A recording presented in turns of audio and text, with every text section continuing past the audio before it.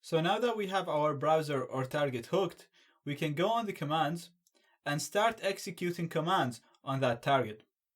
You can use the search to filter you're looking for a certain command if you know what you're looking for, or you can use the categories and look for commands suitable to what you want to do on the target computer. Some of these commands are information gathering commands, some of them are social engineering, some of them will even give you full control over the target computer. There's a lot of commands, so I won't be able to go over all of them, but I'll be showing you some of the most important commands and examples of simple ones as well, so you know how to experiment and run the other commands.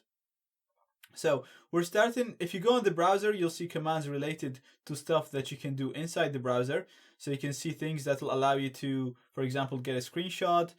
You'll be able to try and gain and turn on the webcam and see if it works, and basically open the webcam on the target. You can gather information.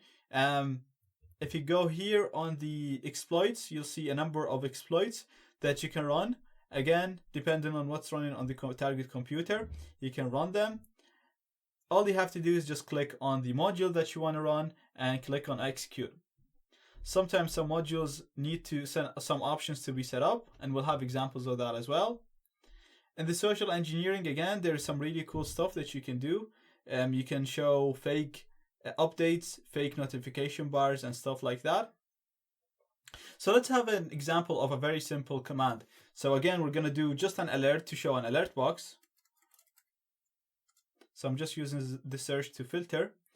And you can see here, this will just create an alert dialog. And it's going to say beef alert dialog. You can modify this and type in anything you want. For example, I'm going to type in test. And then when you hit execute, go on the target, and you'll see that the target got a message saying test. So this has been injected into the target browser. Another cool thing that you can do is the raw JavaScript. And this will allow you to execute any JavaScript you want. So again, you can look for Google for a useful JavaScript code, for example, a keylogger or whatever you want to do. Or you can write your own if you know JavaScript. And basically whatever you write here will be executed on the target. Again, we're only saying an alert, and this is going to say beef raw JavaScript. I'm going to execute. And here we go. Again, we got a dialog saying beef raw JavaScript. Let's see if we can get a screenshot of the target computer. And we're going to use a plugin called SpiderEye, I think. Yeah, SpiderEye. So again, click on it, hit execute. Give it a second. Then we're going to click on the command here. Looks like this time didn't work properly. Let's just do it again.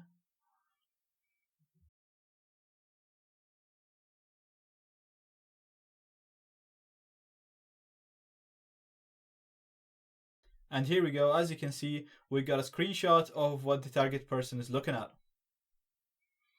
Another really good plugin is a plugin. It's a redirect plugin. And it'll basically allow you to redirect the browser to any web page you want. This could be very useful because you can use it to redirect the target person and tell them that they need to download an update, and instead of giving them an update, give them a backdoor. You can redirect them to a fake login page, for example, for Facebook. You can really do anything you want with this. So you can set the website that you want the target to be redirected to, and we're going to redirect them to Beef Project in this example. And once you hit execute, as you can see here, they're redirected to Beef Project.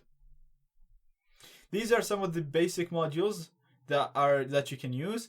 Again, you can experiment with these, go over them, and see what would be useful in your particular situation.